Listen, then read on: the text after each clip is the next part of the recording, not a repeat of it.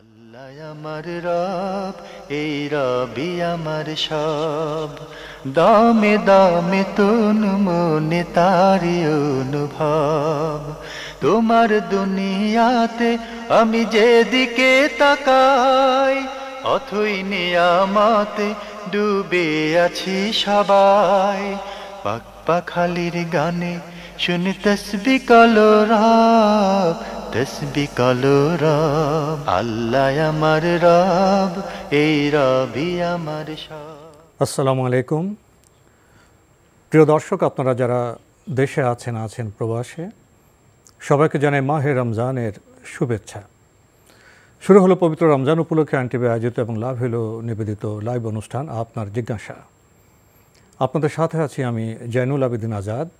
আর আপনাদের মনোজায়গা প্রশ্নের জিজ্ঞাসার সরাসরি জবাব দিচ্ছেন বিশিষ্ট আলেম ডক্টর মোহাম্মদ সাইফুল্লাহ। আসসালামু আলাইকুম ওয়া রাহমাতুল্লাহি ওয়া বারাকাতুহু। প্রিয় দর্শক, আমাদের আজকের প্রাসঙ্গিক আলোচনার বিষয় ইফতার। চলুন তাহলে জিজ্ঞাসার আলোকিত ভুবনে আমরা প্রশ্ন নিচ্ছি। আসসালামু আলাইকুম। প্রিয় দর্শক, আপনার পরিচয় দিয়ে প্রশ্ন করুন। জি, আসসালামু আলাইকুম। ওয়ালাইকুম আসসালাম। আমি সিলেট থেকে অন্বেষা বলছিলাম। জি বলুন। জি, আমার কোশ্চেন হচ্ছে, একটু জোরে বলুন, একটু জোরে স্পষ্ট করে আপনার প্রশ্নটি করুন।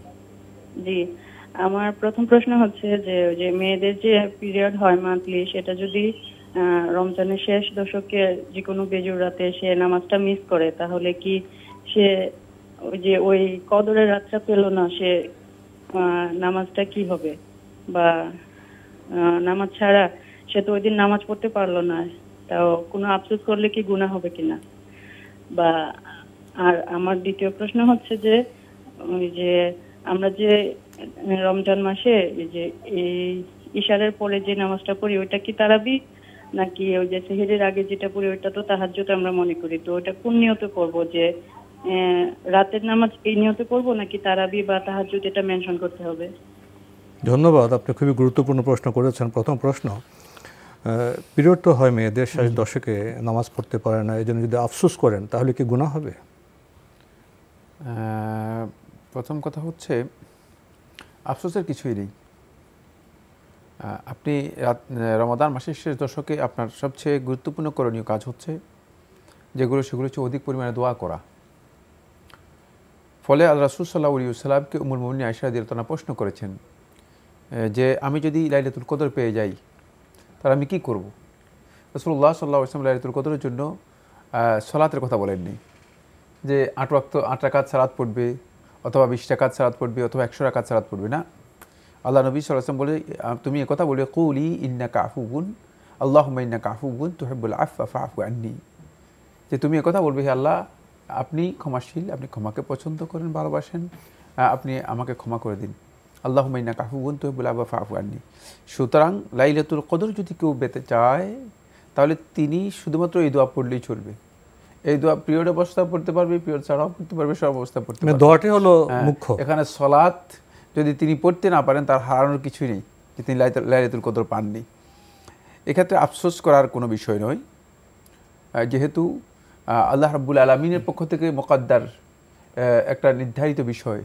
সুতরাং এই ক্ষেত্রে বান্দা আফসোস করবে না, বরং আল্লাহ রাব্বুল আলামিনের কাছে এর জন্য দোয়া করবে যে আল্লাহ তাআলা আমাকে তৌফিক দান করে যাতে আমি লাইলাতুল কদর পেতে পারি এবং তোমার আনুগত্য এবং নফল ইবাদতের মাধ্যমে যেন লাইলাতুল কদরে তোমার কাছে আমি নিজেকে তুলে ধরতে পারি, পেশ করতে পারি, এই জন্য দোয়া করবে। কোনো অবস্থায় আফসোস করা যাবে না। আর লাইলাতুল কদর পাওয়ার জন্য নামাজ, কোরআন তিলাওয়াত শর্ত নয়, শুধুমাত্র যদি কোনো বান্দা দোয়া করে থাকেন এবং এই দোয়া রাসূলুল্লাহ সাল্লাল্লাহু আলাইহি ওয়াসাল্লাম শিক্ষা দিয়েছেন, এই দোয়া বেশি বেশি করে পড়েন, তিনি লাইলাতুল কদর পেয়ে যাবেন, লাইলাতুল কদরের ফজিলত পেয়ে যাবেন ইনশাআল্লাহ তাআলা। আমরা জানলাম বিষয়টি সম্পর্কে। প্রিয় দর্শক, উনি আরও প্রশ্ন করেছেন, রমজানে এশার পরে যে নামাজ পড়েন সেটা কি তারাবি না তাহাজ্জুদ না কিয়াম, উনি কী নিয়ত করবেন? একই নিয়ত। এশার নামাজের পরে যেটা পড়েন সেটাই তারাবি, সেটাই কিয়ামুল লাইল, এবং শেষ রাতে পড়লেও এটাও কিয়ামুল লাইল। একই সালাত, দুটারই হুকুম এক। তবে যদি আপনি মনে করেন যে আপনি এশার সালাতের পর আদায় করবেন, তাহলে আপনি এশার সালাতের পর আদায় করতে পারেন তারাবি অথবা কিয়ামুল লাইল বা কিয়াম রমাদান হিসেবে। আর শেষ রাতে যদি ঘুম থেকে উঠেন তাহলে আপনি তাহাজ্জুদ এর নিয়ত করতে পারেন। এক্ষেত্রে আলাদা কোনো নিয়ত নেই, মানে ভিন্ন ভিন্ন কোনো নিয়তের জন্য নেই। এটা পুরাটাই সুন্নাহ সালাত, পুরোটাই কিয়ামুল লাইল। এটাকে তারাবি বলা হয় থাকে, এটাকে তাহাজ্জুদ বলা হয় থাকে।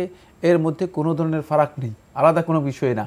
মানে এটা আপনি যদি মানে এশার সালাতের পর থেকে আরম্ভ করে সুবহে সাদেক পর্যন্ত পড়েন একই সালাত, আর যদি মাঝখানে কিছুক্ষণ ঘুম থেকে উঠে তারপরে পড়েন একই সালাত, একই নিয়তের মধ্যে অন্য কিছুই নেই। আর নিয়তের জন্য মুখে কোনো কিছু উচ্চারণ করতে হয় না। আমার মনে হচ্ছে আপনি নিয়ত সম্পর্কে বিব্রতকর অবস্থার মধ্যে আছেন, এই জন্য আপনি মনে করছেন আমি কি নিয়ত করব, না কি ভাষা হবে, নিয়তের ভাষাটা কি হবে, না এখানে কোনো ভাষা নেই। নিয়তের ভাষা হচ্ছে আপনি নফল সালাত আদায় করতেছেন, এটাই নিয়ত, মনে মনে এটা থাকলে হয়ে যাবে। এটাই যথেষ্ট। আমরা জানলাম। প্রিয় দর্শক, বিষয়টি সম্পর্কে প্রশ্ন নিচ্ছে। আসসালামু আলাইকুম, পরিচয় দিয়ে প্রশ্ন করুন।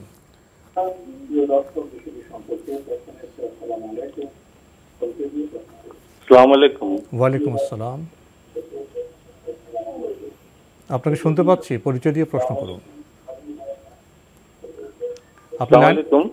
ওয়ালাইকুম আসসালাম, আপনাকে শুনতে পাচ্ছি, আপনার পরিচয় দিয়ে প্রশ্ন করুন। জি, আমি বেলাল হোসেন লিটন মুগদা থেকে বলছিলাম। জি ভাইয়া বলুন। বলুন। আমার প্রশ্ন হলো, আগে তো ধরেন ওই যে বাসায় বাসায় ফকির আসতো, কিন্তু এখন আমি চাচ্ছিলাম যে রাস্তায় বা কাদেরকে ইফতারি বিলি করার জন্য। জি, তো এটা কি আমার জন্য ভালো হবে? যারা আমার আত্মীয় স্বজন মারা গেছে আর কি, তাদের জন্য একটু আপনি ইফতার বিলি করতে চাচ্ছেন? হ্যাঁ, খাওয়ানোর জন্য আর কি চাচ্ছিলাম আর কি। এটা কি ভালো হবে কিনা, এটা আর কি ভালো হবে কিনা? জি, ধন্যবাদ আপনাকে। আরেক জি বলুন। আমি বিতির নামাজের সময়, জি বিতির নামাজের সময় লাস্টে যে আমরা আল্লাহু আকবার বলে আবার হাত বেঁধে আর কি, তো অনেক সময় অনেকে দেখা যায় যে এটা আপনার, জি মানে আপনি হাত তোলার বিধান সম্পর্কে জানতে চাচ্ছেন, এই তো? জি জি, অনেকে দেখে যে দাঁড়ায় থাকে। জি জি জি, পেয়েছেন তো? হাত তোলার বিধান সম্পর্কে, বিতির নামাজে হাত কখন তুলবে? বিতির নামাজে হাত তুলে অনেকে দোয়া করে আর কি। তো এটা কি দোয়া অন্যদিকে চলে যাচ্ছে? আচ্ছা ঠিক আছে, ধন্যবাদ আপনাকে।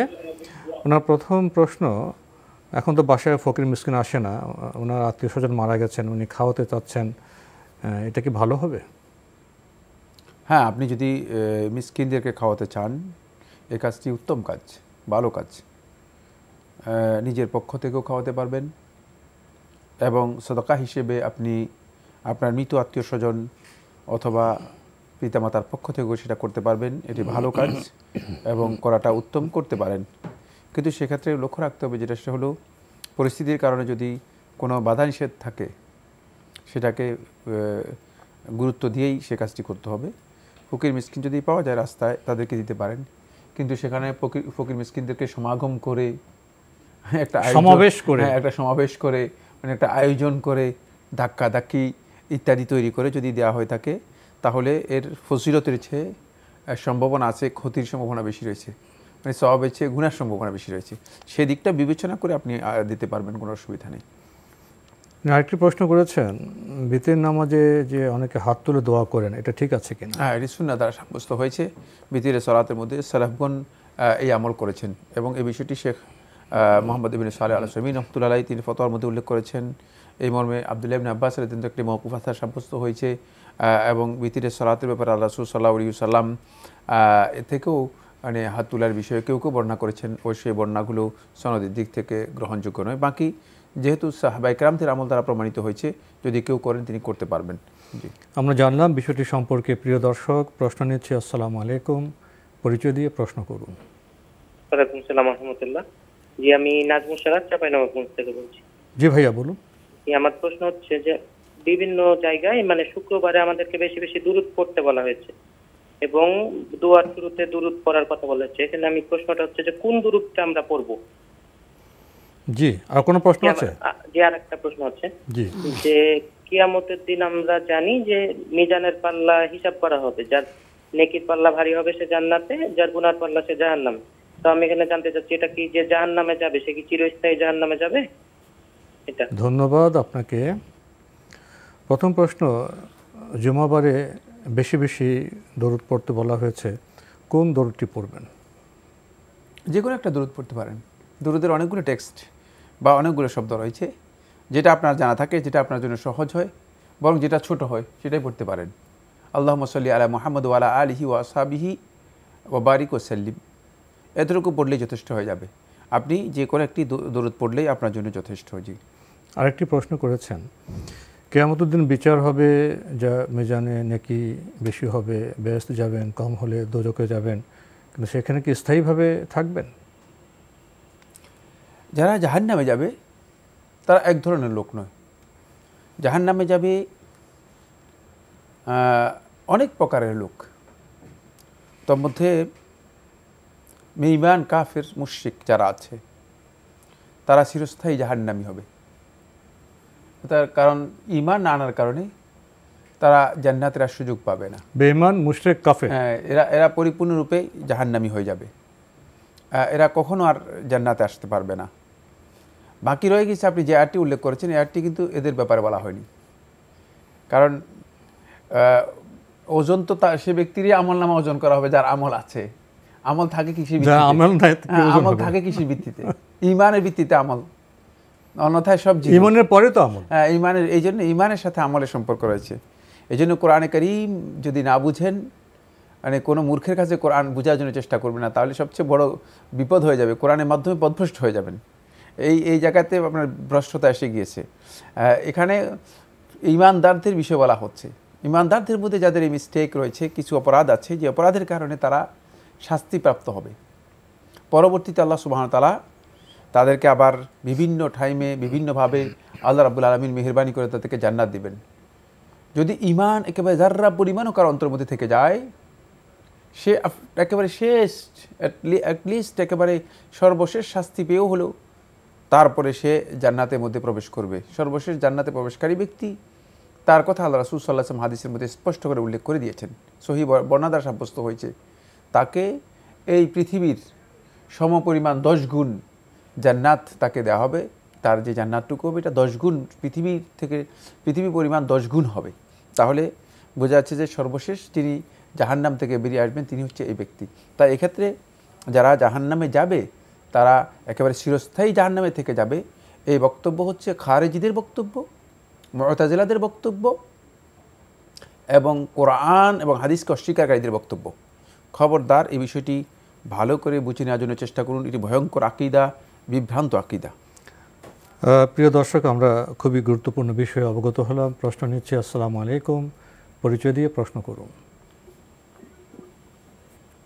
লাইনে আছেন? জি, আসসালামু আলাইকুম। ওয়ালাইকুম আসসালাম। জি, আমি চট্টগ্রাম থেকে শামসুন নাহার বলছি। জি, বলুন। জি, আমার একটা প্রশ্ন হচ্ছে যে আজকে আমার এক রিলেটিভ মারা গেছেন আর কি। জি। তো ওই মানে উনাকে যে দাফন করা হবে, তো ওই গোরস্থানে আমাদের অন্য আত্মীয়রাও আছেন। তো উনারা কি টের পান যে আমাদের আর এক আত্মীয় আজকে অন্তর্ভুক্ত হলো কবরে? এটা কি উনারা টের পান? ধন্যবাদ। আর কবরবাসীরা কি মানে দেখা করেন বা কথা বলেন? একই কথাই। কবরবাসী কার সাথে কথা বলবেন? মানে কবরবাসী উনারা নিজেরা আর কি, নিজেরা কথা বলেন? কবরবাসী, হ্যাঁ হ্যাঁ। ধন্যবাদ আপনাকে। আপনি প্রথম আমার আরেকটা প্রশ্ন হচ্ছে যে আমরা নামাজে সূরা ফাতিহার পরে তো আমিন বলি, এরপরে অন্য সূরা পড়ার পরেও কি আমিন বলবো কিনা? ধন্যবাদ আপনাকে। বেশ গুরুত্বপূর্ণ কয়েকটি প্রশ্ন আপনি করেছেন। প্রথম প্রশ্ন, আত্মীয় মারা গেছেন, ওনার দাফন দেওয়া হয়েছে অন্য আত্মীয় কবরে, তো তিনি কি টের পান যে ওনার এক আত্মীয় এসছে? না, কবর তো আর সেই জগৎ নয় যেখানে মানুষের স্বাধীন ইখতিয়ার হয়ে গিয়েছে। এটা বারজাখ। আপনি হয়তো এটাকে খুব উপহাসের বিষয় হিসেবে গ্রহণ করেছেন। আপনার প্রশ্ন থেকে মনে হচ্ছে যেন এমনটা যে এটা কৌতূহল আপনার তৈরি হয়েছে। কোনো কৌতূহলের বিষয় না, এটা বারজাখ। একেবারেই পৃথিবী থেকে সম্পূর্ণ বিচ্ছিন্ন হয়ে যাবে প্রত্যেকটি ব্যক্তি। তার মানে জীবনের প্রত্যেকটি স্টেজ থেকে তাকে বিচ্ছিন্ন করে দেওয়া হবে এবং পুনরুত্থান পর্যন্ত তার সাথে আর কারোর সাথে সাক্ষাৎ হবে না, কথাও হবে না। সুতরাং কবরবাসী একজন আরেকজনের সাথে সাক্ষাৎ হয়ে যাবে, একজন আরেকজনের সাথে কথা বলবে। এগুলো হচ্ছে আমাদের শুধুমাত্র নিজেদের একটু কল্পনা ছাড়া আর কিছুই নয়, কল্পনা ছাড়া আর কিছুই নয়। যদি সে সৎকর্মশীল হয়ে থাকে, আল্লাহ সুবহানাহু ওয়া তাআলা মেহেরবানি করবেন, তার রূহ এই লিনে চলে যাবে, এই লিন এসে যাবে। আর যদি সেই অপরাধী পাপিষ্ঠ হয়ে থাকে তাহলে তার রূহ সিজ্জিনে চলে যাবে। এবং এদের প্রত্যেককেই আল্লাহ রাব্বুল আলামিন কোরআনের মধ্যে বলে দিয়েছেন, পুনরুত্থান পর্যন্ত এদের সাথে আর কারোর সাথে কোনো ধরনের সম্পর্ক থাকবে না, কিছুই। আরেকটি বিষয়ে জানতে চেয়েছেন, নামাজে তো আমরা সূরা ফাতিহার পরে আমিন পড়ি, কিন্তু অন্য সূরার শেষে কি আমিন বলতে হবে? না, সূরা ফাতিহার শেষেই শুধু আমিন বলা হচ্ছে মুস্তাহাব। যেহেতু সূরা ফাতিহার মধ্যে কিছু কথা আছে যেগুলো আল্লাহ রাব্বুল আলামিনের কাছে দরখাস্ত। আমিন অর্থ হচ্ছে, হে আল্লাহ আপনি কবুল করুন, এই জন্য সেখানে আপনি আমিন বলবেন। বাকি অন্য সূরার পরে আমিন বলার কোনো বিধান নেই এবং বলার কোনো বিধান আবিষ্কার করাও জায়েজ নেই। জি, আমরা জানলাম বিষয়টি সম্পর্কে। প্রিয় দর্শক, প্রশ্ন নিচ্ছি। আসসালামু আলাইকুম, পরিচয় দিয়ে প্রশ্ন করুন।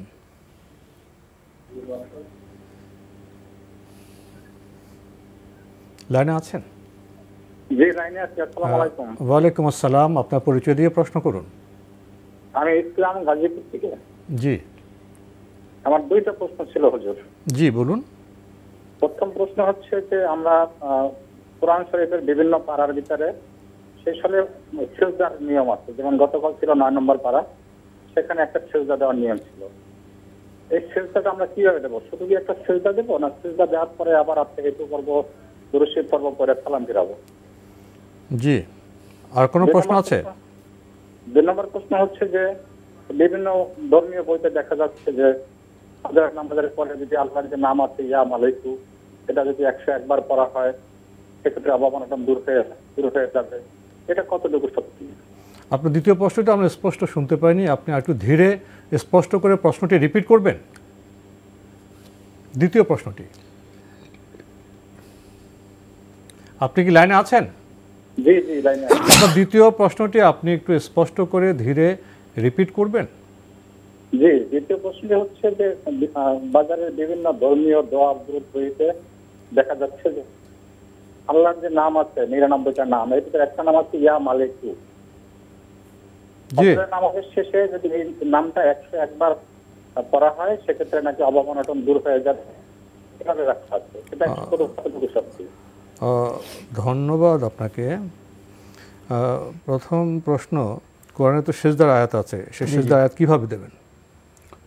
সিজদার আয়াত তিলাওয়াত করার পরই আপনি সিজদায় চলে যাবেন, শুধু আল্লাহু আকবার বলে সিজদায় যাবেন, আর কিছুই না। তারপরে সিজদার মধ্যে আপনি তাসবিহ পড়তে পারেন, সিজদা একটা দোয়া আছে যদি জানা থাকে সেই দোয়াটাও পড়তে পারেন, অথবা সিজদা আপনি ইচ্ছা করলে আরও আল্লাহ রাব্বুল আলামিনের তাসবিহ এবং আল্লাহ রাব্বুল আলামিনের তামজিদ প্রশংসার কোনো কিছু জানা থাকলে সেগুলো করতে পারেন। সুব্বুহুন কুদ্দুসুন রব্বুল মালাইকাতি ওয়ার রূহ, সুবহানাকা আল্লাহুম্মা বিহামদিকা আল্লাহুম্মা গফিরলি, এই যে দোয়াগুলো আছে সেগুলো শিখে নেওয়ার জন্য চেষ্টা করতে হবে। মানে টেলিভিশনের মাধ্যমে এগুলো শিখতে পারবেন না, কারণ আমরা একবার বলবো হয়তো আপনি মুখস্থ করতে পারবেন না, সেগুলো দোয়ার বইগুলো থেকে শিখে নেওয়ার জন্য চেষ্টা করতে হবে। এরপরে আর কিছুই না, এরপর আপনি সেজদা থেকে উঠে যাবেন, আল্লাহু আকবার বলার প্রয়োজন নেই, সালাম ফিরাতে হবে না, তাশাহুদও পড়তে হবে না, দোয়া মাসুরা কিছুই পড়তে হবে না। এটা হচ্ছে একটা সিজদা। যদি এটা সালাত ছাড়া হয় আর সালাতের মধ্যে হয় তাহলে আপনি সিজদা দিয়ে তাকবীর দিয়ে সিজদায় যাবেন, আবার তাকবীর দিয়ে উঠতে হবে। যেহেতু সালাতের মধ্যে উঠা এবং বসার মধ্যে তাকবীর দিতে হয়, এই জন্য সালাতের মধ্যে হলে তার তাকবীর দিয়ে আপনাকে উঠতে হবে। জি, আর সালাত ছাড়া হলে শুধু তাকবীর দিয়ে যাবেন, তাসবিহ পড়বেন, বা শেষ, তারপর এমনিতে উঠে যাবেন। আমরা জানলাম বিষয়টি সম্পর্কে। আপনি আরেকটি প্রশ্ন করেছেন, বাজারে বিভিন্ন ধর্মীয় গ্রন্থ পাওয়া যায়, বই পাওয়া যায়, সেখানে আল্লাহ 99 নাম আছে, আপনি একটি নামের কথা উল্লেখ করেছেন, সেটি পড়লে নাকি অভাব অনটন দূর হয়ে যায়। ধন্যবাদ। আল্লাহ রাব্বুল আলামিনের 99 নাম আছে, এই কথাও সত্য, সহিহ হাদিস দ্বারা সাব্যস্ত হয়েছে, সহিহ বুখারী রিওয়ায়াত দ্বারা সাব্যস্ত হয়েছে। আর আল্লাহ তাআলার নামগুলোর ব্যাপারে সুনির্দিষ্ট ফজিলত সাব্যস্ত হয়েছে। আর আল্লাহ রাব্বুল আলামিনের নাম ধরে যদি আল্লাহর বান্দাগণ আল্লাহ তাআলার কাছে কোনো দরখাস্ত করেন, সেটাও আল্লাহ তাআলা বলেছেন যে কবুল করেন। ওয়ালিল্লাহিল আসমাউল হুসনা ফাদউহু বিহা, আল্লাহ তাআলা কোরআনের মধ্যে বলেছেন যে আল্লাহ তাআলার সুন্দর সুন্দর নাম আছে, তোমরা আল্লাহ রাব্বুল আলামিন সেই নামগুলো ধরে, নামগুলোর ওসিলা দিয়ে আল্লাহ তাআলার কাছে তোমরা দোয়া করো। সুতরাং আপনি আল্লাহ তাআলার নাম দিয়ে যদি দোয়া করেন করতে পারেন, কোনো অসুবিধা নেই। বাকি আপনি যে বক্তব্যটি দিয়েছেন ইয়া মালিকু ইয়া মালিকু ইয়া মালিকু 101 বার যদি ফজরের সালাতের পর পড়া হয় তাহলে অভাব অনটন দূর হয়ে যাবে, না, এই বক্তব্য নিজেরা আবিষ্কার করেছি। এটি হয়তো আপনি অথবা যে বইয়ের লেখক তিনি নিজে আবিষ্কার করেছেন, রাসূলুল্লাহ সাল্লাল্লাহু আলাইহি ওয়াসাল্লামের হাদিস অথবা সালাফদের কোনো বক্তব্য দিয়ে এটি প্রমাণিত হয়নি। এটা নিজেদের মন গড়া কোনো আমল, ইবাদত নয়, বরং সেই কাজটি ইবাদতের নামে শয়তানের কৌশলের মধ্যে পড়ে যাওয়া, এই কাজটি সঠিক নয়। সেক্ষেত্রে কতটুকু এই সমস্ত আমল যেগুলো বিভিন্ন ওজিফার বই, তারপরে বাজারে পাওয়া যায়, এই সমস্ত বইয়ের মধ্যে আছে, আগে এর অথেন্টিসিটি দেখতে হবে, এর কতটুকু নির্ভরযোগ্য, আদৌ কি দলিল ভিত্তিক কিনা, এই বিষয়গুলো জানতে হবে। এটি মোটেও দলিল ভিত্তিক নয়। যেমন আল্লাহর যে নাম আছে, আমরা সে নাম নিয়ে আমরা যে কোনো দোয়া করতে পারি আমরা। জি, আল্লাহ আমার রব, এই রবি আমার সব। আল্লাহ আমার রব, এই রবি আমার সব। আমাদের আজকের প্রাসঙ্গিক আলোচনার বিষয় ইফতার। এ বিষয়ে কিছু বলবেন? ধন্যবাদ। ইফতার শব্দটি আমাদের কাছে খুব পরিচিত। যেহেতু রমাদান মাস যখন আসে তখন ইফতারের আলোচনা হয় অনেক বেশি। বাকি ইফতার হচ্ছে, এর শাব্দিক অর্থ হচ্ছে সিয়াম ভঙ্গ করা।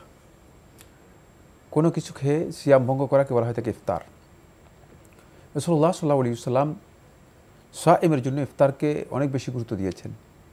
ফলে ইমাম আন-নববী রাহমাতুল্লাহি আলাইহি এবং জুমহুর মুহাদ্দিসিনগণ এটি বর্ণনা করেছেন যে ইফতার করা নবী সাল্লাল্লাহু আলাইহি ওয়াসাল্লামের সুন্নাহ। সিয়ামের পরেই ইফতার করে যে কোনো জিনিস দিয়ে হোক না কেন সেটা হচ্ছে সুন্নাহ, আগে ইফতার করাই হচ্ছে সুন্নাহ। তাই কেউ যদি ইফতার না করে থাকেন অথবা মনে করে থাকেন যে ইফতার করার এত গুরুত্ব না দিয়ে থাকেন, তাহলে তিনি নবী সাল্লাল্লাহু আলাইহি ওয়াসাল্লামের সুন্নাহ এর অনুসরণ করলেন না। ফলে 1400 বছর পর্যন্ত মুসলিম উম্মার মুসলমানদের আমল ছিল, সুন্নাহ ছিল যেটা, সেটা হচ্ছে তারা ইফতার করত, ইফতারকে গুরুত্ব দিত।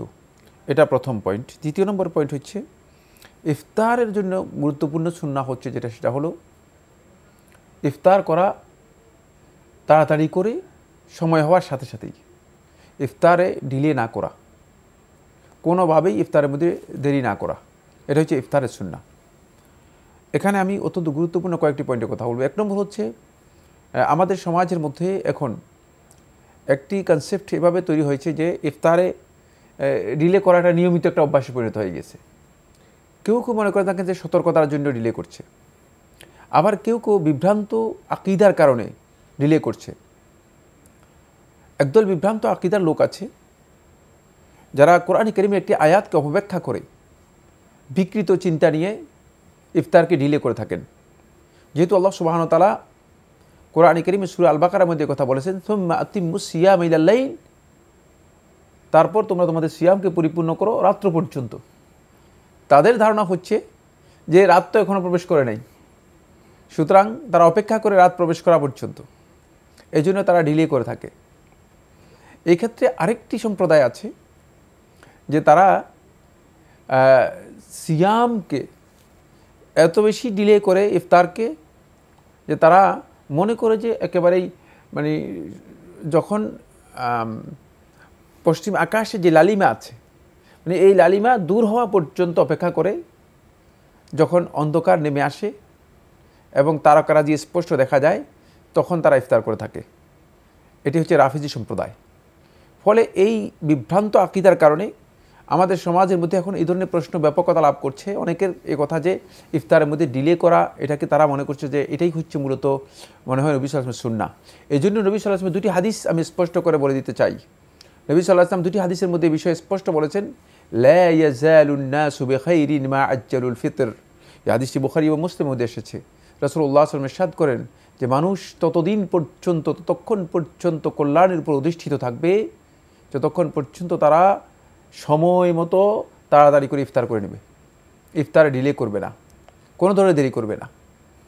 আর অন্য রাওয়ায়াতের মধ্যে এসেছে রাসূলুল্লাহ সাল্লাল্লাহু আলাইহি ওয়াসাল্লাম বলেছেন যে লা ইয়াজালুদ্দীনু যাহিরান, যে দিন ততক্ষণ পর্যন্ত বিজয়ী থাকবে। ইসলামের কথা বলা হচ্ছে, তাহলে বোঝা গেল যে এটা ইসলামের শিআর, ইসলামের একটি নিদর্শন। ইসলাম ততক্ষণ পর্যন্ত বিজয় থাকবে মা আজ্জালুল ফিতর, ততক্ষণ পর্যন্ত মানুষ নিজেদের ইফতারকে ঠিক মতো করবে। ফলে ইমাম তিরমিজি রাহমাতুল্লাহ তার সুনার মধ্যে আরেকটি হাদিস বর্ণনা করেছেন, রাসূলুল্লাহ সাল্লাল্লাহু আলাইহি ওয়াসাল্লাম এটাকে খুবই গুরুত্ব দিয়েছেন। তাই যে সমস্ত লোকেরা মনে করেন যে ইফতারে ডিলে করবে এবং অনেকক্ষণ পর্যন্ত অপেক্ষা করেন, তাদের এই কাজটি সুন্নাহ পরিপন্থী। ইফতারের ক্ষেত্রে এই কাজ বৈধ নয়। রাসূলুল্লাহ সাল্লাল্লাহু আলাইহি ওয়াসাল্লাম বলেন, আহাব্বু ইবাদি ইলাইয়া আজালুহুম ফিতরা, যে আমার বান্দাদের মধ্যে সেই বান্দা আমার কাছে সবচেয়ে বেশি প্রিয়, যেই বান্দা দ্রুত সাথে সাথে সময় হওয়ার সাথে সাথে ইফতার করে, সে অধিক প্রিয়। এই জন্য সাহাবায়ে কেরামগণ এর মধ্যে কেউ কেউ ইফতারের মধ্যে ডিলে করতেন, কোনো না হয়তো বিভিন্ন প্রয়োজনের কারণে ডিলে করতেন, ইচ্ছাকৃত ডিলে করতেন না। ফলে উম্মুল মুমিনিন আয়েশা রাদিয়াল্লাহু তাআলার কাছে মাসরুক ইবনুল আজদা রাদিয়াল্লাহু রাহিমাহুল্লাহ তাআলা তিনি আসলেন, এসে প্রশ্ন করলেন যে দুই সাহাবীর নাম উল্লেখ করলেন, নাম আমি এখানে উল্লেখ করব না। হাদিসের মধ্যে রয়েছে যে অমুককে দেখেছি ইফতার একটু ডিলে করে, আর অমুককে দেখেছি ইফতার তিনি মানে তাড়াতাড়ি করেন, তাহলে কে সুন্নাহর উপর রয়েছে? তখন উম্মুল মুমিনিন আয়েশা রাদিয়াল্লাহু তাআলা বললেন, ডিলে করে যে সে সুন্নাহ অনুযায়ী আমল হচ্ছে না, আর যে যথাসময়ে তাড়াতাড়ি ইফতার করে থাকে সেই সত্যিকার সুন্নাহর উপর রয়েছে। এখান থেকে আমরা যে বিষয়টি বুঝতে পেরেছি সেটা হলো ইফতারের সুন্নাহ হচ্ছে মূলত ডিলে না করা। এরপর আরেকটি পয়েন্ট বলে শেষ করছি, সেটা হলো ইফতারের মধ্যে আল্লাহ রাসূল সাল্লাল্লাহু আলাইহি ওয়াসাল্লাম ইফতারের সাথে একটি কথা উল্লেখ করে দিয়েছেন যে আমাদেরকে ইফতার করতে বলেছেন, তারপরে রাসূলুল্লাহ সাল্লাল্লাহু আলাইহি ওয়াসাল্লাম বলেছেন যে তোমরা ইফতার করবে, কারণ হচ্ছে আহলি কিতাব যারা আছে ইহুদিরা, তারা কিন্তু ইফতার করে না, ইহুদিরা ইফতার করে না। তাই এই আমলের মধ্যেও মূলত আল্লাহ রাসূল সাল্লাল্লাহু আলাইহি ওয়াসাল্লাম ইসলামের একটা বিশেষত্ব দিকে, ডিস্টিংগুইশড পরিচিতির দিকে রাসূলুল্লাহ সাল্লাল্লাহু আলাইহি ওয়াসাল্লাম ইঙ্গিত করেছেন। সুতরাং ইফতার না করাটা অন্যদের সাথে একটা সাদৃশ্য হয়ে যায়, ফলে আল্লাহ রাসূল সাল্লাল্লাহু আলাইহি ওয়াসাল্লাম এটাকে অনেক বেশি গুরুত্ব আরোপ করেছেন। আমরা প্রশ্নে যাব, যদি তার আগে এক বাক্যে বলতেন ইফতারের আগে দোয়া করাটা কেমন? ইফতারের আগে দোয়া করা এই বিষয়ে ওলামায়ে কেরামগণ বলেছেন যে এটি অত্যন্ত গুরুত্বপূর্ণ সময়, দোয়া কবুলের সময়। শেখ মোহাম্মদ সালেহ সাবিন রহমতুল্লাহ আলাইহি তিনি তার ফতোয়ার মধ্যে স্পষ্ট করে বলেছেন যে এই সময়টি দোয়া কবুলের জন্য গুরুত্বপূর্ণ। আমরা জানলাম বিষয়টি সম্পর্কে। প্রিয় দর্শক, প্রশ্ন নিচ্ছি। আসসালামু আলাইকুম, পরিচয় দিয়ে প্রশ্ন করুন। লাইনে আছেন? হ্যাঁ, আসসালামু আলাইকুম। ওয়ালাইকুম আসসালাম। আমি শাহিদা ইসমাইল, ঢাকা থেকে বলছি। জি বলুন। আমার প্রশ্ন, জি, আমরা যে বাড়ি ভাড়া দেই, বাড়ি ভাড়া দিয়ে অনেকের সংসার চলে, এই বাড়ি ভাড়ার যে নির্দিষ্ট একটা টাকা আমরা মাস হিসাবে পাই, সেটা কি সুদের পর্যায়ে পরে প্রতি মাসে একই টাকা তো পাই আমরা? জি জি, আপনার প্রশ্নটি পেয়েছি। আর কোনো প্রশ্ন আছে? না। ধন্যবাদ আপনাকে। যারা বাড়ি ভাড়া দেন প্রতি মাসে একটি নির্দিষ্ট অঙ্ক পান, এটা কি সুদের মধ্যে পড়ে? না, এটা সুদের কিছুই নেই, কারণ এখানে তো আপনি মানে আপনার কাছ থেকে কেউ ঋণ নেই, বাড়ি ভাড়া নিয়েছে, রেন্ট নিয়েছে। রেন্ট ইসলামী শরীয়তের মধ্যে বৈধ, এবং রেন্টের এগেইনস্টে আপনি যেই ভাড়াটুকু পাচ্ছেন এটাও বৈধ, এর সাথে সুদের সামান্যতম কোনো সম্পর্ক নেই, কিন্তু চুক্তির মাধ্যমে হয় বৈধ বিষয়। জি জি, আমরা জানলাম বিষয়টি সম্পর্কে। প্রিয় দর্শক, প্রশ্ন নিচ্ছি। আসসালামু আলাইকুম, পরিচয় দিয়ে প্রশ্ন করুন। ওয়ালাইকুম আসসালাম। লাইনে আছেন? জি, লাইনে আছি। আপনার পরিচয় দিয়ে প্রশ্ন করুন। আসসালামু আলাইকুম। ওয়ালাইকুম আসসালাম। স্যার, আমি সানি বলছি, রাজশাহী থেকে। জি বলুন। স্যার, আমার কোশ্চেন ছিল রিজিক নিয়ে। তো আসলে রিজিক তো শুনেছি যে ধার্য, মানে আল্লাহ ধার্য করে রেখেছে সবার জন্য। তো এই রিজিকের ব্যাপারে আমাকে একটু বিস্তারিত জানাবেন, এবং একটা বিষয় আমি কনফিউজ হচ্ছে হারাম এবং হালাল মানে উপায়ে, যারা হালাল উপায়ে থাকে তাদের আর কি রিজিক কম হয়। তো আল্লাহ বলেছেন যে এবং হারাম যারা উপার্জন করে তাদের জন্য মানে তারা বেশি আয় করতে পারে। তো এই বিষয়টা আমাকে একটু বলবেন যে মানে আসলে রিজিক মানে কি আমাদের জন্য কি নির্ধারিত আছে, নাকি আমরা মানে সেটা দোয়ার মাধ্যমে বেড়ে যাবে, অথবা মানে মানুষ কোনোভাবে মানে বাড়িয়ে নিতে পারে আর কি? ধন্যবাদ আপনাকে ভাই। রিজিক সম্পর্কে বিস্তারিত আলোচনার সুযোগ এখানে নেই, আমরা সুনির্দিষ্ট প্রশ্নের জবাব দিয়ে থাকি। আপনি বলেছেন রিজিক মানে ধার্য করা, আপনার বক্তব্য। তারপর অবজারভেশন বলেছেন যারা হালাল পথে চলে তারা রিজিক কম পায়, যারা হারাম পথে চলে তারা রিজিক বেশি পায়। এটা তাৎপর্য কি? আরেকটি বিষয় আপনি বলেছেন দোয়া করলে কি রিজিক বাড়ে? ধন্যবাদ এই ভাইকে। আপনি যে প্রশ্নগুলো করেছেন সেগুলো বিস্তারিত আলোচনা দাবি রাখে। বাকি না, রিজিক আল্লাহ রাব্বুল আলামিনের পক্ষ থেকে মুকাদ্দার, ঠিকই বলেছেন, অ্যালোকেটেড, নির্ধারিত। আল্লাহ সুবহানাহু ওয়া তাআলা মানুষের জন্য রিজিক নির্ধারণ করেছেন, আল্লাহর ইলমের মধ্যে রয়েছে। বাকি আল্লাহ রাব্বুল আলামিন রিজিক নির্ধারণ করে দিয়ে আল্লাহ তাআলা বলেছেন ফামশু ফি মানাকিবিহা, তোমরা পৃথিবীর বিভিন্ন চারণভূমিতে বিভিন্ন জায়গায় জায়গায় রাস্তায় রাস্তায় ঘুরো, তাহলে সেখান থেকে রিজিক বের করে আনতে হবে, রিজিক অন্বেষণ করতে হবে, অন্বেষণ করতে হবে। ফাইজা কুদিয়াতিস সালাতু ফান্তাশিরু ফিল আরদ, যখন সালাত শেষ হয়ে যায় তাহলে তোমরা পৃথিবীর মধ্যে বিচরণ করো, কাজ কারবারের মধ্যে নিজেদেরকে লিপ্ত করে নাও। সুতরাং এই বক্তব্য অবৈধ, হারাম, জায়েজ নেই। রিজিক নির্ধারিত বলে চুপ করে বসে থাকা কোনো বান্দার জন্য জায়েজ নেই। রিজিক নির্ধারিত সেটা আল্লাহর ইলমের মধ্যে রয়েছে, বাকি বান্দার কাজগুলো বান্দাকে জানতে হবে।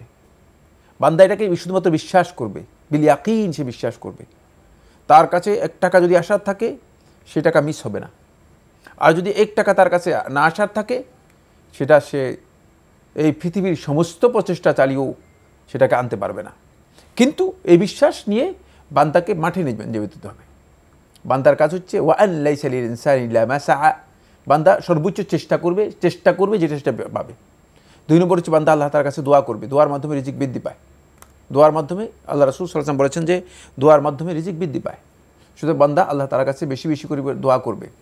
3 নম্বর হচ্ছে বান্দা তার আত্মীয়তার সম্পর্ক বেশি বেশি করে বজায় রাখবে, আত্মীয়তার সম্পর্ক মানে রক্ষা করে চলবে, এতে তার রিজিক বৃদ্ধি পাবে। রিজিক বৃদ্ধি পায় এই কাজগুলো যত বেশি করবে তত বেশি আল্লাহ সুবহানাহু ওয়া তাআলা তার রিজিক বাড়িয়ে দিবেন, আল্লাহ রাব্বুল আলামিন রিজিক বাড়িয়ে দিবেন। কিন্তু এই কাজগুলো বান্দা করতে হবে, বান্দাকে এগুলো করতে বলা হয়েছে। সুতরাং এগুলো বাদ দিয়ে বান্দা যদি মানে আল্লাহ তাআলা রিজিক নির্ধারণ করছেন কেন আল্লাহকে দোষারোপ করার জন্য চেষ্টা করেন, তার এই কাজটি হারাম। এই কাজের মাধ্যমে তিনি যদি দলিল গ্রহণ করেন, এই দলিল গ্রহণ করাও হারাম। এটা হচ্ছে আল্লাহ রাব্বুল আলামিনকে ব্লেম দেওয়ার একটা পদ্ধতি, নাউযুবিল্লাহি মিন যালিক। এটা বান্দাদের জন্য জায়েজ নেই, এই বিষয়টি বান্দাদের জন্য জায়েজ নেই।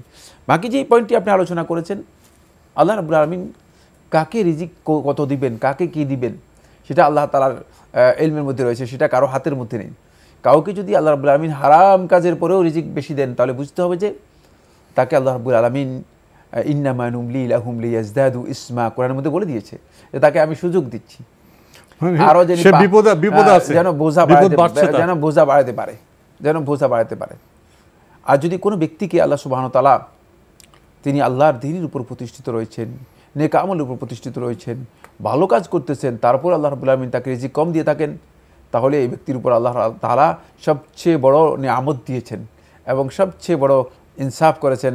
সুতরাং সে আল্লাহ তাআলার কাছে ফরিয়াদ করবে, আল্লাহ আমাকে রক্ষা করেছো যে আমাকে এত বেশি চাপ আমাকে দাওনি। সুতরাং এটাও বুঝতে হবে আমাদেরকে, এটা হচ্ছে আল্লাহ তাআলার হিকমতের মধ্যে অন্তর্ভুক্ত। আল্লাহ রাব্বুল আলামিনের হিকমত আপনার আমার বিবেক দিয়ে মানে আমাদের এই ছোট্ট মাথা দিয়ে বিবেচনা করা এটা উচিত নয়, বরং আল্লাহ তাআলার জন্য ছেড়ে দেয় উত্তম। আসলে রিজিকের বিষয়ে অনেক বিষয় আছে, আজকে কিছু আলোচনা হলো, তো আমরা চেষ্টা করব আমাদের রিজিক অন্বেষণে হালাল পথে। প্রিয় দর্শক, প্রশ্ন নিচ্ছি। আসসালামু আলাইকুম, পরিচয় দিয়ে প্রশ্ন করুন।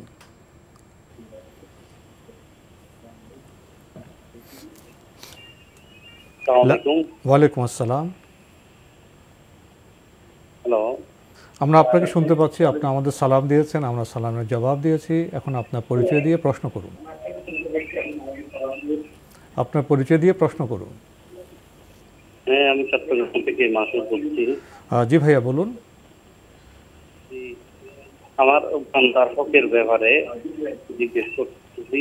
একটা মাল্টিন্যাশনাল কোম্পানি আর কি কিছু, আমরা আপনাকে স্পষ্ট শুনতে পাচ্ছি না, টেলিভিশনের ভলিউমটি কমিয়ে আপনি একটু ধীরে স্পষ্ট করে আপনার প্রশ্নটি রিপিট করবেন।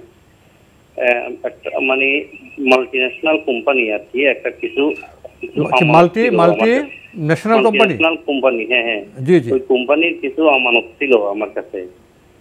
হ্যাঁ জি, আমি ওই আমানতগুলো এখন ওনাদেরকে ফেরত দিতে যাচ্ছি, কিন্তু কোম্পানির প্রকৃত মালিক এখন নেই, নতুন কোম্পানির নতুন পরিচালনা পর্ষদ চলে আসছে। আমি কি ওই কোম্পানিকে ওটা ফেরত দিলে হবে? আমার পক্ষ আদায় হয়ে যাবে? আগের মালিক নেই, এখন নতুন মালিক আছে। আগের মালিকের কিছুটা শেয়ার আছে, কিছুটা একটা মালিক যে এখন আপনি সেই নতুন মালিক আসছে, ওটাও কিনে ফেলছে, অন্য মালিক শেয়ার কিনে ফেলছে আর কি। জি জি, এখন আপনি আমানত কাকে দিতে যাচ্ছেন? কোম্পানিকে ফেরত দিলে হবে, ওই কোম্পানিটাকে। কোম্পানিকে পেয়েছেন? জি, ধন্যবাদ আপনাকে। আর কোনো প্রশ্ন আছে? হ্যাঁ, ওই কোন কোম্পানিকে ফেরত মানে যে আপনার প্রশ্নটা আমরা পেয়েছি, ধন্যবাদ আপনাকে। আপনার আমানত আছে, আগের মালিক বেচেছে শেয়ার, নতুন মালিক এসছে, এখন কোম্পানিকে আমানতটা দিলে হবে কিনা? হ্যাঁ, আপনি যদি ওই কোম্পানির কাছে তাদের আমানত হস্তান্তর করে দেন, কোম্পানি যদি ঠিক থাকে, কোম্পানির মালিকানা চেঞ্জ হলেও সেই কোম্পানিকে আপনি তাদের আমানত ফেরত দিতে পারবেন এবং ফেরত দিলে আপনার দায়িত্ব আদায় হয়ে যাবে। যেহেতু এই কোম্পানির আমানতই আপনি মানে কী করেছেন, কোনো না কোনোভাবে আপনার কাছে এসে গিয়েছে, সুতরাং এই কোম্পানিকে দিলেই যথেষ্ট হয়ে যাবে। এক্ষেত্রে প্রকৃত মালিক তার পাওনাটুকু বুঝে পেয়ে যাবে। জি, আমরা জানলাম বিষয়টি সম্পর্কে। প্রিয় দর্শক, প্রশ্ন নিচ্ছি। আসসালামু আলাইকুম, পরিচয় দিয়ে প্রশ্ন করুন। লাইনে আছেন? লাইনে আছি। আপনার পরিচয় দিয়ে প্রশ্ন করুন।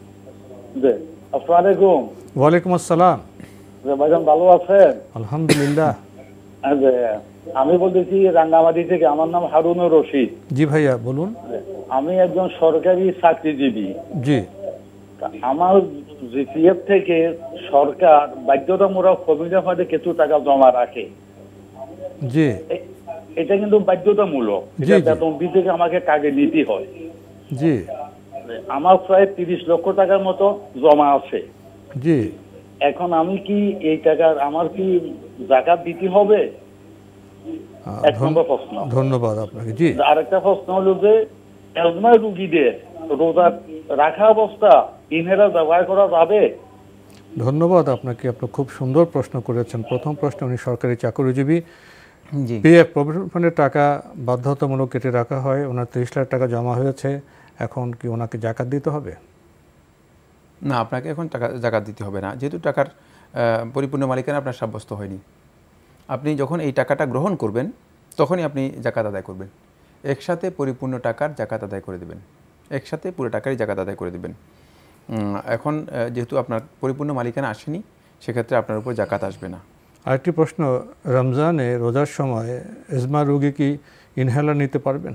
হ্যাঁ, ইনহেলার নিতে পারবেন। এই মাসালার মধ্যে আলেমদের দ্বিমত আছে, বাকি বিশুদ্ধ বক্তব্য জমহুর ওলামায়ে কেরামগণ বলেছেন যে ইনহেলার নিতে পারবেন, যেহেতু এটা ঔষধ চিকিৎসার জন্য নেওয়া হয় থাকে, এটা খাবার নয় বা খাবার জাতীয় কিছু নয়, খাবারের কোনো অর্থ এর মধ্যে নেই, আর এর মধ্যে কোনো পুষ্টি গুণ বলতে কিছুই নেই, সুতরাং এটা ইনহেলার নিলে সিয়াম ভঙ্গ হবে না, এটাই বিশুদ্ধ বক্তব্য। আমরা জানলাম বিষয়টি সম্পর্কে। প্রিয় দর্শক, প্রশ্ন নিচ্ছি। আসসালামু আলাইকুম, পরিচয় দিয়ে প্রশ্ন করুন। আসসালামু আলাইকুম। ওয়ালাইকুম আসসালাম। আমি আনোয়ার হোসেন, আমি কুমিল্লা থেকে বলছিলাম। জি ভাইয়া বলুন। আমার দুইটা প্রশ্ন। প্রথম প্রশ্নটা হচ্ছে, আমার ওয়াইফের কোনো ইনকাম নাই, আমি যে ইনকামটুকু করছি তার থেকে আমার ওয়াইফের নামে কিছু টাকা ফিক্সড ডিপোজিট করছিলাম, মানে সঞ্চয় করছিলাম। জি। এখন আমি আমার ব্যক্তিগত কাজে আবার আমি কিছু ঋণও করছি, এখন কি আমি আমার এই টাকাটাকে কি আমার ধরে নেব নাকি আমার ওয়াইফের নামে জাকাত দিতে হবে? জাকাতের ক্ষেত্রে জাকাত? জি, জাকাত। এখন আমি আবার বলছি, আমার ওয়াইফের নামে না না, আমরা বলি আপনাকে, আপনি তো প্রশ্নটি এরকম করলেন, আপনার স্ত্রীর ইনকাম নেই, আপনার অর্থ দিয়ে স্ত্রীর নামে কিছু আপনি সঞ্চয় করেছেন, এই তো? জি জি জি। আচ্ছা, সঞ্চয় থেকে আপনাকে মাসে কোনো লাভ কিছু পাচ্ছেন? লাভ দেয়। আচ্ছা আচ্ছা, তো আপনার ঋণ আছে, তখন ওই টাকার উপর জাকাত হবে কিনা? ব্যবসা করতে গিয়ে আমার ঋণগ্রস্ত হয়েছি। জি জি। এখন কি আমি আমার ওয়াইফের নামে জাকাত দেব নাকি আমার ঋণের অংশটুকু বাদ দিয়ে জাকাত দিতে হবে? এক। 2 নম্বর প্রশ্নটা হলো, আমি আমার দাদা দাদির নামে বা আমি ওই 2 নম্বর প্রশ্নটা হলো এটাই, আমি আমার অতীত কর্মকাণ্ডের জন্য কিছু নামাজ আমার মিস হয়েছে, অতীতে আমার জানা অজানা অনেকগুলো নামাজ মিস হয়েছে, এখন আমি অতীত কর্মকাণ্ডের দুঃখ প্রকাশ করতেছি যাতে ভবিষ্যতে আর এক ওয়াক্ত নামাজ মিস না হয়। এখন এই ক্ষেত্রে আমার ভূমিকাটা কি? আমি কি হলে আমি একবার ফ্রেশ হতে পারবো? ধন্যবাদ আপনাকে। আপনার প্রথম প্রশ্ন তো আপনি যেভাবে বললেন, আপনি স্ত্রীর ইনকাম নেই, আপনি আপনার অর্থে স্ত্রীর নামে কিছু সঞ্চয়ে টাকা রেখেছেন, আপনি আবার ব্যবসা করতে ঋণগ্রস্ত হয়েছেন, এখন সঞ্চয়ের টাকা থেকে আপনি লাভও পাচ্ছেন, এখন জাকাতের কি অবস্থা হবে? যেই ডিপোজিট আপনি রেখেছেন সেখান থেকে আপনাকে জাকাত আদায় করতে হবে, জাকাত আদায় করতে হবে হিসাব কষে। যদি 1 বছর আপনার কাছে থাকে এই টাকা, তাহলে আপনার বক্তব্য অনুযায়ী আপনার এখান থেকে জাকাত বের করতে হবে, শতকরা 2.5% করে জাকাত আদায় করে দেবেন। জি। আরেকটি প্রশ্ন, উনি কিছু নামাজ ওনার মিস হয়েছে ওনার ভাষায়, উনি এখন অনুতপ্ত, এখন কি করলে উনি পাপমুক্ত হতে পারবেন, একবারে ফ্রেশ হতে পারবেন? ফ্রেশ হবেন কীভাবে সেটা আল্লাহ তাআলা ছাড়া কেউ জানেন না। আল্লাহ রাব্বুল আলামিন যদি তওবা কবুল করেন তাহলে ফ্রেশ হতে পারবেন, অন্যথায় এখানে কোনো ফ্রেশ হওয়ার কিছুই নেই, কারণ আল্লাহ তাআলার হক নষ্ট করেছেন অনেক ভয়ঙ্কর অপরাধ। সেক্ষেত্রে আল্লাহ তাআলার কাছে বেশি বেশি করে কান্নাকাটি করুন, তওবা করুন, বেশি বেশি করে নফল সালাত আদায় করুন, নিয়মিত ফরজ সালাতগুলো আদায় করুন। হতে পারে যে আল্লাহ সুবহানাহু ওয়া তাআলা ক্ষমা করে দিতে পারেন, কিন্তু যেই সালাতগুলো নষ্ট করেছেন এগুলোর কোনো কাজা কাফারা কিছুই নেই, ফ্রেশ হওয়ার আর কোনো সুযোগ নেই। ফ্রেশ হওয়ার সুযোগ একটাই, সেটা হলো তওবা করলে যদি আল্লাহ সুবহানাহু ওয়া তাআলা ক্ষমা করেন। এই জন্য আপনাকে আল্লাহ তাআলার কাছে অধিক পরিমাণে ধন্যবাদ দিতে হবে। আমরা জানলাম বিষয়টি সম্পর্কে। প্রিয় দর্শক, প্রশ্ন নিচ্ছি। আসসালামু আলাইকুম, পরিচয় দিয়ে প্রশ্ন করুন। আসসালামু আলাইকুম। ওয়ালাইকুম আসসালাম। আসসালামু আলাইকুম। ওয়ালাইকুম আসসালাম। আমি নওগাঁ থেকে বলছি, তাইব আহমদ তরফদার। জি ভাইয়া, আপনার টেলিভিশনের ভলিউমটি কমিয়ে প্রশ্ন করুন।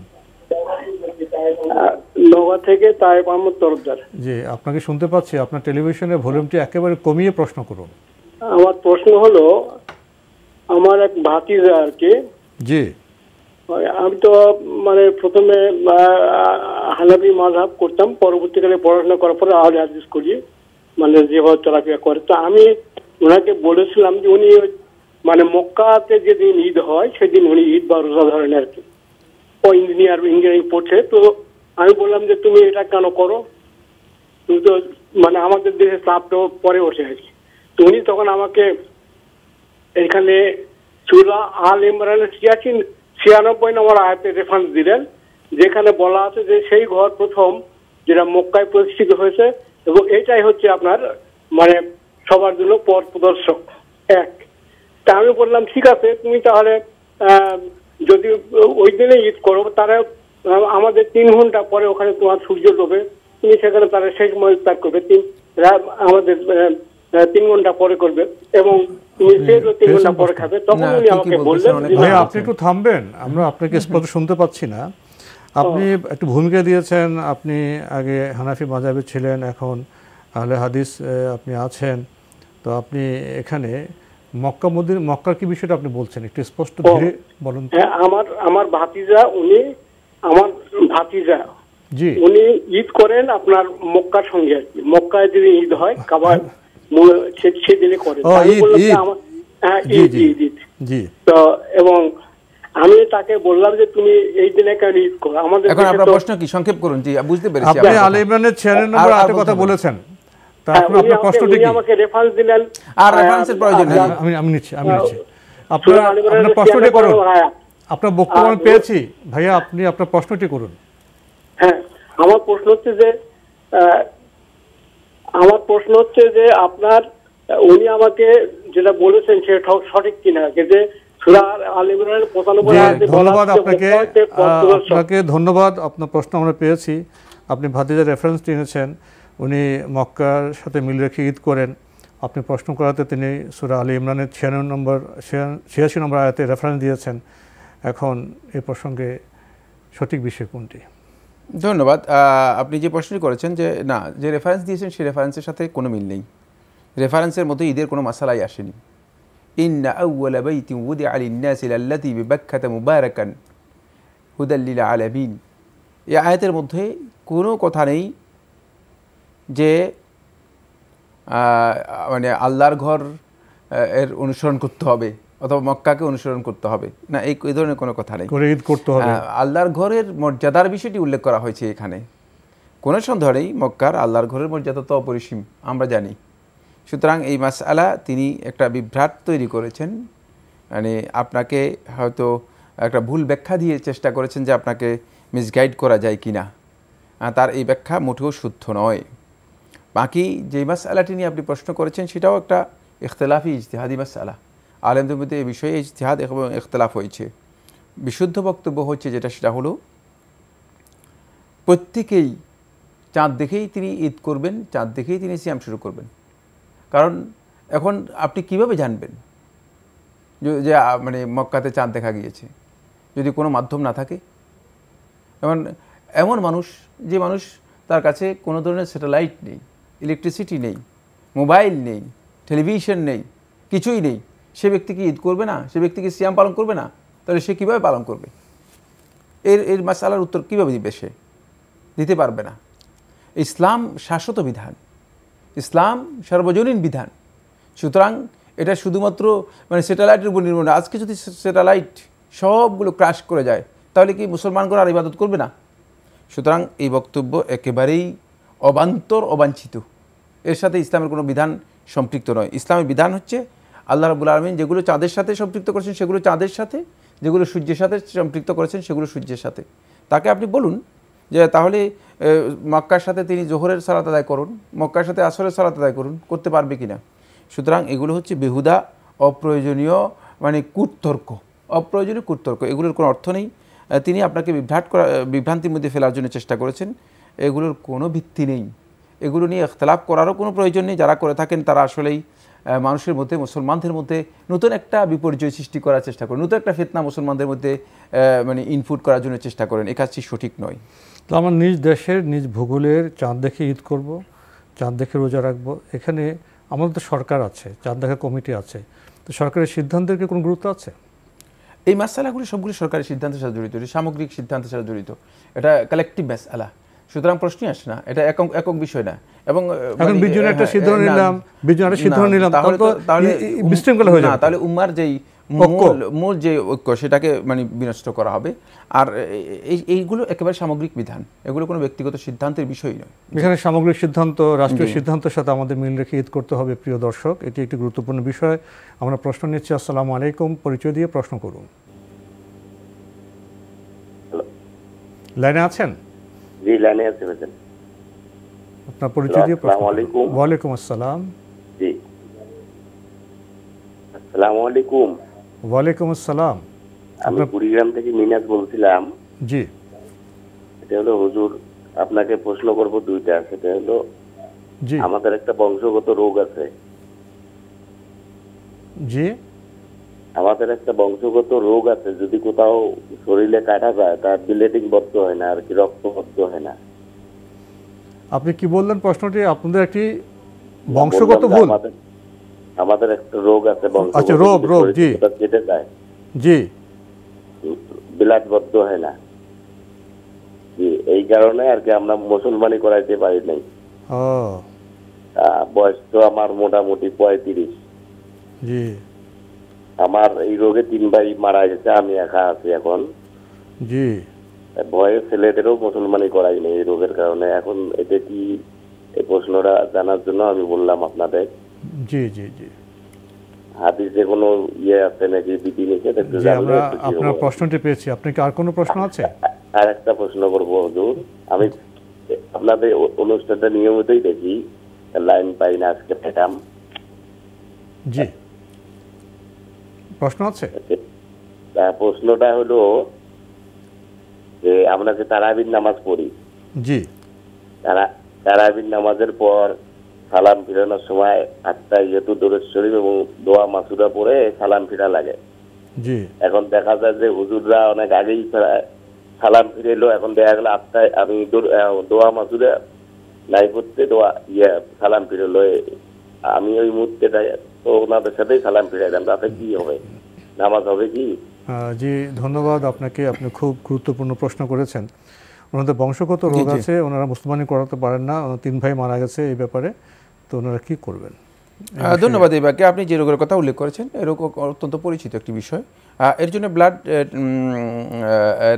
টেস্ট করালেই আপনি বোঝা যেত, এবং এগুলো টেস্ট রয়েছে, সে টেস্ট করালে আপনি বুঝতে পারতেন যে রোগটা কি আসলে ঠিক আছে কিনা।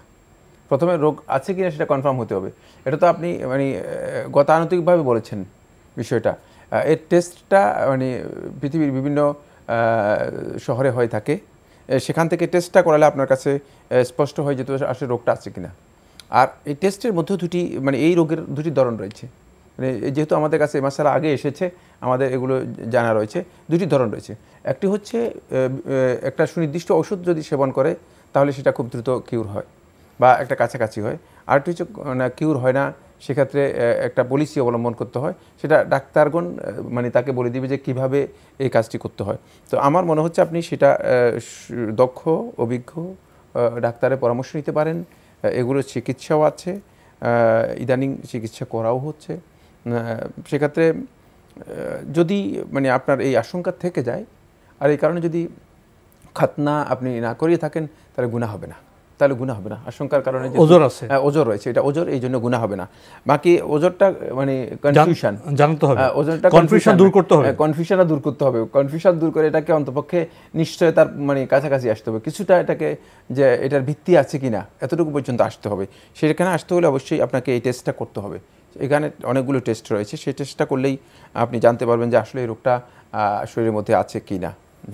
আমাদের ভাই আরেকটি প্রশ্ন করেছেন যে নামাজে তো তাশাহুদ, দরুদ শরীফ, মাসুরা পড়ার পরে সালাম ফিরাবেন, তো ওনাদের ইমাম সাহেব দ্রুত সালাম ফিরিয়ে ফেলেন এবং সেখানে মাসুরা পড়তে পারেন না, এ তো ওনার নামাজ হবে? নামাজ হয়ে যাবে, নামাজ হয়ে যাবে। তো ইমাম সাহেবকেও একটু মানে আস্তে করে একটা মেসেজ দিয়ে দিতে পারেন যে ইমাম সাহেব মানে আমরা পেছনে যারা আছি আমরা তো আপনার মতো দ্রুত পড়তে পারি না, না দ্রুত না, আমাদের এত বেশি মুখস্থ নেই, মুখস্থ কম, আমাদের সময় লাগে, আমাদের একটু সময় বেশি লাগে, এতটুকু বলেন যে ইমাম সাহেবকে আপনি মানে জোর না করে এতটুকু মেসেজ দিতে পারলে হ্যাঁ আপনার জন্য ভালো। তাহলে হয়তো তিনি বুঝতে পারবেন যে আসলে আপনি কি বলতে চেয়েছেন আর তার কি করা উচিত। আমরা খুবই গুরুত্বপূর্ণ বিষয়ে জানলাম। আল্লাহ আমার রব, এই রবি আমার সব। আল্লাহ আমার রব, এই রবি আমার সব। আমরা প্রশ্ন নিচ্ছি। আসসালামু আলাইকুম, পরিচয় দিয়ে প্রশ্ন করুন। আসসালামু আলাইকুম। ওয়ালাইকুম আসসালাম। আমার দুইটা প্রশ্ন হুজুর। কে বলছেন ভাইয়া, কোত্থেকে বলছেন? আমি গুরাশার সরকার থেকে উবাইদুল বলছি। জি ভাইয়া বলুন। নবী করিম সাল্লাল্লাহু আলাইহি সাল্লাম 70 বারের অধিক তওবা করতেন, আমরা কি তওবা হাজার হাজার বা শত শত বার করতে পারবো? কি কি পড়তে পারবেন? তওবা, তওবা নবী করিম সাল্লাল্লাহু আলাইহি সাল্লাম শত শত তওবা অধিক জি তওবা। হ্যাঁ, আর একটা প্রশ্ন হইলো জি, মেয়েরা যদি তালাক দেয় ছেলেদেরকে এটা কি জায়েজ হবে কিনা? ধন্যবাদ আপনাকে।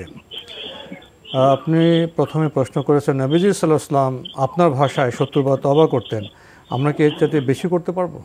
অবশ্যই বেশি পারবেন, 70 বার করুন, 70 বার প্র্যাকটিস করলে আপনার জন্য যথেষ্ট। নবী সাল্লাল্লাহু আলাইহি ওয়াসাল্লামের সুন্নাহ অনুসরণ করলেন।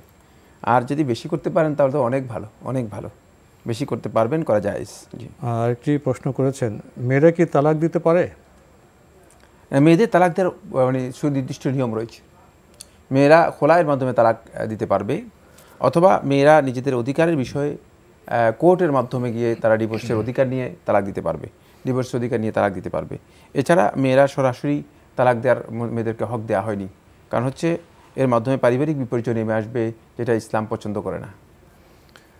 আমরা জানলাম বিষয়টি সম্পর্কে। প্রিয় দর্শক, প্রশ্ন নিচ্ছি। আসসালামু আলাইকুম, পরিচয় দিয়ে প্রশ্ন করুন। হ্যালো, যেমন আপনাকে শুনতে পাচ্ছি, পরিচয় দিয়ে প্রশ্ন করুন।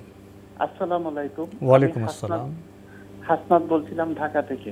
জি হুজুর, আমার দুইটা প্রশ্ন আছে এখানে। আমার প্রথম প্রশ্নটা হচ্ছে আমি করোনা আক্রান্ত হওয়ার কারণে কয়েকটা রোজা রাখতে পারিনি, সেই ক্ষেত্রে আমি রোজার কাফফারাটা কিভাবে দিব, এক নাম্বার। আর আমার 2 নম্বর প্রশ্নটা হচ্ছে গিয়ে হুজুর জাকাতের ব্যাপারে। আমরা সচরাচর জেনে থাকি কোন সম্পদ এক বছর গচ্ছিত থাকার পরে ওই সম্পদের উপর জাকাত দিতে হয়, কিন্তু আমি পাশাপাশি আরেকটা জিনিস জানি, যখন আপনার উপর জাকাত ফরজ হয়ে যায় তখন কোন সম্পদ আপনার 1 বছর গচ্ছিত থাকার দরকার পড়ে না। আপনি যেদিন জাকাত ক্যালকুলেশন করবেন সেই দিন আপনার টোটাল যে সম্পদটা থাকে সেটার উপরে আপনাকে জাকাত দিতে হয়। কথাটা কি হুজুর কতটুকু যুক্তিসঙ্গত বা কতটুকু সত্যি? আমি জাস্ট বোঝানোর জন্য আপনাকে একটু বলি। মনে করেন আমি 10 রমজান আমি আমার জাকাত ক্যালকুলেশন করি, 9 রমজান কোন সোর্সে যদি আমি 2 লাখ বা 5 লক্ষ টাকা পাই তাহলে সেটার উপর আমাকে জাকাত দিতে হবে, 1 বছর গচ্ছিত থাকার কোনো প্রয়োজন পড়ে না হুজুর। এটা একটু আমাকে বিশ্লেষণ করে। জি ধন্যবাদ আপনাকে, আপনি খুব সুন্দর প্রশ্ন করেছেন। প্রথম প্রশ্ন, আপনি করোনা আক্রান্ত হওয়ায় কয়েকটি রোজা রাখতে পারেননি, এর কাফফারা কিভাবে দেবেন? না, কাফফারার প্রশ্ন আসে না, কারণ আপনি তো মানে অসুস্থতার কারণে, ওজরের কারণেই আপনি সিয়াম পালন করতে পারেননি। ওমান কানা মিনকুম মারিদান আও আলা সাফারিন ফাইদ্দাতুম মিন আইয়ামিন উখার।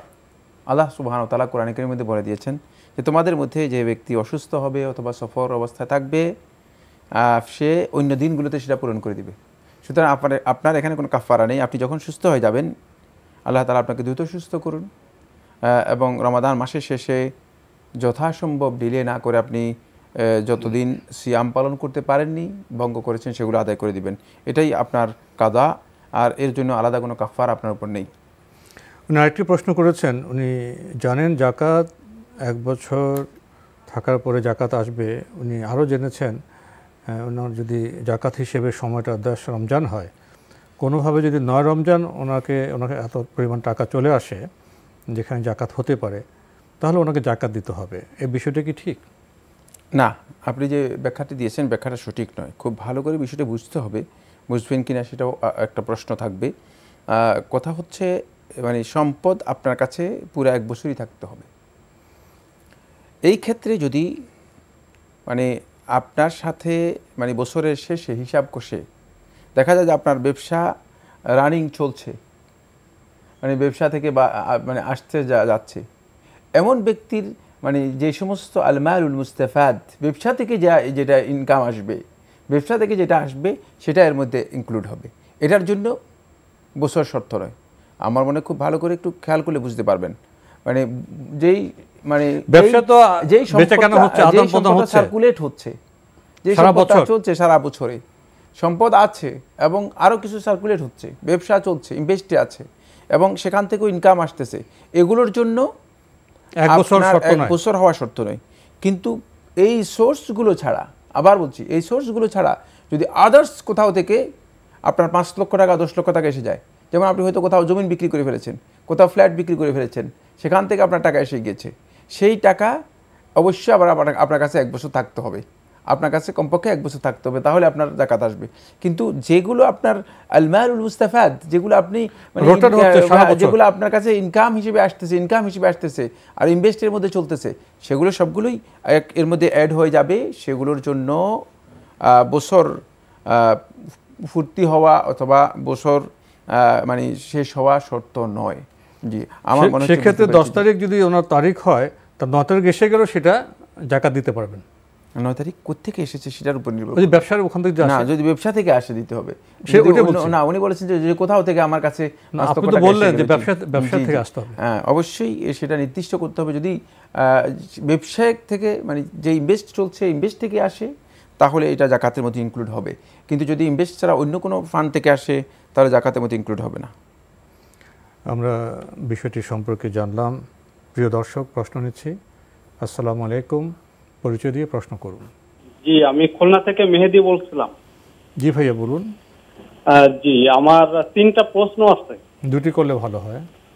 জি, 2টো করব। তাহলে আমরা সাধারণত বেতের নামাজ মাগরিবের মতো করে পড়ি। তা আমাকে একজন বলল আমার নামাজটা আসলে সঠিক হচ্ছে না। এখন বেতের নামাজের নিয়মটা, 3 রাকাত নামাজের নিয়মটা যদি একটু আমাকে কাইন্ডলি বলতেন, আমার খুব ভালো হতো। জি জি। আমার আরেকটা প্রশ্ন আছে, সেটা হলো রমজান মাস আসলে আমাদের দেশে কেউ 8 রাকাত তারাবি পড়ে আর কেউ 20 রাকাত তারাবি পড়ে। যে 8 রাকাত তারাবি পড়ে সে বলে যে আল্লাহ রাসূল সাল্লাল্লাহু আলাইহি ওয়াসাল্লাম 8 রাকাত পড়তেন, আর যে 20 রাকাত পড়ে তারা বলে যে হযরত ওমর রাদিয়াল্লাহু তাআলা আনহুর যুগ থেকে সাহাবীরা তাবেঈরা 20 রাকাত নামাজ পড়তো। এখন কি দুটোই বক্তব্যই কি সঠিক, না যে কোনো একটা সঠিক? একটু কাইন্ড। ধন্যবাদ আপনাকে, আপনি খুব সুন্দর প্রশ্ন করেছেন। ওনাকে বলা হলো যে বেতের নামাজ মাগরিবের মতো পড়া ঠিক নয়। উনি জানতে চাচ্ছেন তাহলে নিয়মটা কি হবে। খুব সংক্ষেপে যদি বলি, সেটা হচ্ছে আপনি শুধুমাত্র দ্বিতীয় রাকাতে বসবেন না, মাগরিবের মতো আর হবে না। দ্বিতীয় রাকাতে না বসে আপনি একাধারে 3 রাকাত পড়ে শেষ বৈঠকে আপনি বসবেন, তাহলে আপনার মাগরিব থেকে বেঁচে যাবেন এবং মাগরিবের মতো না পড়লে আপনার এই সালাত সুন্নাহসম্মত হবে। আর মাগরিবের মতো পড়লে অধিকাংশ ওলামায়ে কেরামের মতো এই সালাত মাকরুহ হবে। কেউ কেউ বলেছেন যে সালাত হবে না, তবে হবে না এই বক্তব্যটি সঠিক নয়। বাকি মাকরুহ হবে যেহেতু কোনো সন্দেহ নেই, যেহেতু আল্লাহ রাসূল সাল্লাল্লাহু আলাইহি ওয়াসাল্লাম যে হাদিসের মধ্যে বলেছেন লা তাশাব্বাহু বিসালাতিল মাগরিব, তোমরা মাগরিবের মতো করে পড়ো না, যেহেতু রাসূলুল্লাহ সাল্লাল্লাহু আলাইহি ওয়াসাল্লাম এই নির্দেশনা রয়ে গিয়েছে, সুতরাং মাগরিবের মতো করে না পড়াটাই হচ্ছে বিধান, কোনো সন্দেহ নেই। আরেকটি বিষয় উনি জানতে চেয়েছেন যে রমজানের তারাবি কি 8 রাকাত হবে না 20 রাকাত হবে, উনি 2টি রেফারেন্স টেনেছেন। জানতে চেয়েছেন কোনটি সঠিক, না 2টিই সঠিক? হ্যাঁ, 2টিই সঠিক, 2টিই সঠিক। আপনি 8 রাকাতও পড়তে পারেন, 20 রাকাতও পড়তে পারেন। যদি আপনি মনে করেন যে 8 রাকাত পড়বো, তাহলে 8 রাকাতের যে কোয়ালিটি আছে সেই কোয়ালিটি পড়বেন। আর যদি মনে করেন যে 20 রাকাত পড়বে, 20 রাকাতের কোয়ালিটি সে অনুযায়ী পড়তে পারেন। মুসলিম উম্মার এই দুটি আমলের দ্বারা প্রমাণিত হয়েছে যে মুসলমানদের মধ্যে ইবাদতের ক্ষেত্রে কিছু প্রশস্ততা আছে, কিছু উদারতা আছে। সেক্ষেত্রে 8 রাকাত এবং 20 রাকাত দুটি ঝগড়া না করে যারা 20 রাকাত পড়তে চায় তারা 20 রাকাত পড়তে পারেন, নফল নামাজ আরও বেশি পড়তে পারেন। ইমাম মালিক রহমতুল্লাহ বলেছেন যে আমি মদিনাবাসীদেরকে পেয়েছি তারা 36 রাকাত পড়তেন। তো ইমাম মালিক রহমতুল্লাহ, আপনি জানেন তো কত হিজরি সনের ইমাম মালিক রহমতুল্লাহ? ইমাম মালিক রহমতুল্লাহ হিজরি প্রথম শতাব্দীর লোক। তিনি বলতেছেন যে মদিনার লোকদেরকে পেয়েছি তারা 36 রাকাত পড়তে। আর এরপর ইমাম শাফি রহমতুল্লাহ কি বলেছেন? ইমাম শাফি রহমতুল্লাহ, আমি মক্কায় এসেছি, মক্কার মানুষদেরকে দেখেছি তারা 20 রাকাত পড়তে। সুতরাং এই দুজন ইমামের বক্তব্য আপনি কি মনে করেন? ইমাম আহমদুর রহমান রহমতুল্লাহ বলেছেন যে 20 রাকাত পড়া আমার কাছে সবচেয়ে শ্রেয়। মানে যারা মানে এই মানে মুসলিম উম্মার যাদেরকে আমরা বলতে পারি যে ইমাম, যাদের বক্তব্যের উপর ইসলামের মূল মানে ইজতিহাদ নির্ভর করে আছে, এই 3 জনের বক্তব্য আমি উল্লেখ করলাম। সুতরাং এ নিয়ে বাড়াবাড়ি করার কোনো বিধান নেই, সেক্ষেত্রে যদি কেউ 8 রাকাত পড়েন, যে নবী সাল্লাল্লাহু আলাইহি ওয়াসাল্লাম 8 রাকাত পড়েছেন অথবা নবী সাল্লাল্লাহু আলাইহি ওয়াসাল্লাম 8 রাকাত আয়েশা রাদিয়াল্লাহু বর্ণিত হাদিস থেকে এসেছে, তিনি পড়তে পারেন, কোনো অসুবিধা নেই। আমরা জানলাম বিষয়টি সম্পর্কে। প্রিয় দর্শক, প্রশ্ন নিচ্ছি। আসসালামু আলাইকুম, পরিচয় দিয়ে প্রশ্ন করুন। লাইনে আছেন? আসসালামু আলাইকুম। ওয়ালাইকুম আসসালাম, পরিচয় দিয়ে। আমি সিলেট থেকে লাবলু হোসেন বলছিলাম। জি বলুন। ওয়ালাইকুম আসসালাম। আমি জানতে চাচ্ছি যে এই যাকাত সম্পর্কে কি? জি। প্রতি ভরি স্বর্ণে কত টাকা বছরে যাকাত দিতে হবে? আর জি, আর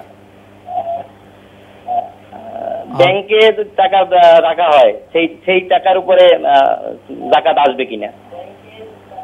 ধন্যবাদ আপনাকে। আপনি যাকাত সম্পর্কে জানতে চেয়েছেন। প্রতি ভরি স্বর্ণে কত যাকাত হবে, ব্যাংকে যে টাকা রাখা হয় সে টাকার উপর যাকাত হবে? স্বর্ণের যাকাত মূলত মানে টাকার মধ্যে নয়, স্বর্ণের মধ্যেই। মানে স্বর্ণের যাকাত তো স্বর্ণ থেকে দিবেন আপনি। স্বর্ণ আপনার যদি সেখানে 85 গ্রাম থাকে, তাহলে সেখানে 40 ভাগের 1 ভাগ সেখান থেকে যাকাত হিসেবে আদায় করে দেবেন। 40 ভাগের 1 ভাগ সেখান থেকে যাকাত হিসেবে বের করে আদায় করে দেবেন, তাহলে আপনার স্বর্ণের যাকাত হয়ে যাবে। এখানে টাকা দিবেন, যদি আপনার কাছে টাকা না থাকে কোথা থেকে দেবেন? প্রত্যেকটি সম্পদ, মানে যেই সম্পদের উপর যাকাত আসে সেই সম্পদ থেকে যাকাত বের করতে হয়। যাকাতের বিধান হচ্ছে এটি। সেক্ষেত্রে আপনি সম্পদ স্বর্ণ থেকে আপনি যাকাত আদায় করে দেবেন। স্বর্ণ আপনার কাছে যতটুকু রয়েছে ততটুকু থেকে আপনি 40 ভাগের 1 ভাগ সেখান থেকে বের করে দেবেন। ঠিক ব্যাংকের টাকাও যদি আপনার কাছে জমা থাকে, 1 বছর পরিমাণ থাকে, তাহলে অবশ্যই নিসাব পরিমাণ থাকলে আপনাকে যাকাত দিতে হবে। নিসাব হচ্ছে 70,000 প্লাস, 70,000 চেয়ে একটু বেশি। সেক্ষেত্রে যদি এই টাকা যদি আপনার কাছে 1 বছর থাকে, আপনাকে শতকরা 2.5% হিসাব কষে যাকাত আদায় করতে হবে। স্বর্ণের গহনারে কি যাকাত হবে? গহনার তো যাকাত বের করতে পারবে না, যাকাত বের করার পদ্ধতিই নেই, তাহলে গহনা ভেঙে ফেলতে হবে। এই জন্য গহনার যাকাত আসলে মানে এই বক্তব্যটাই ভুল, মানে যে গহনার যাকাত দেয়া।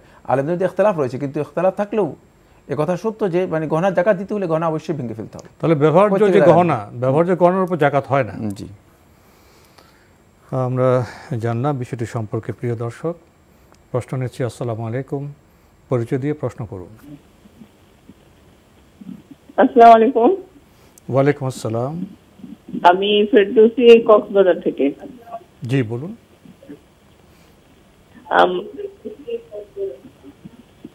আমরা আপনাকে শুনতে পাচ্ছি। আমার প্রশ্ন হচ্ছে জিপিএ ফান্ডের টাকাটা নিয়ে, যে জি এখানে আমি জানতে পেরেছি যে যেটা বাধ্যতামূলক ভাবে কাটা হয়, জি, সেই টাকাটা যখন আমি হাতে পাবো তখন 1 বছর পরে আমি টাকাটার যাকাত দিব। জি, আপনি কি ডিপিএস থেকে মাসে মাসে কোনো প্রফিট পান? হ্যালো, আপনি কি ডিপিএস থেকে মাসে মাসে কোনো প্রফিট পান? জিপি ফান্ডে তো যেটা বাধ্যতামূলক কাটতে হয় সেটার একটা লভ্যাংশ তো থাকে না, এটা প্রতি মাসে পান কিনা?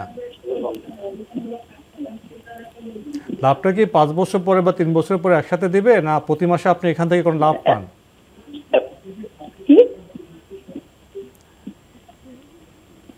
প্রতি মাসে না। এটা কি ডিপিএস না প্রভিডেন্ট ফান্ড? আমি ডিপি ফান্ডের কথা বলতেছি, এটা প্রতি মাস না, এটা হয়তো আমার চাকরি শেষ হওয়ার পর আমি টাকাটা পাবো। একটু জানি জি, প্রভিডেন্ট ফান্ড। প্রিয় দর্শক, এটা কি ডিপিএস না প্রভিডেন্ট ফান্ড? Provident fund. জি, এবার ক্লিয়ার হয়েছে। জি, ধন্যবাদ আপনাকে। আর কোনো প্রশ্ন আছে?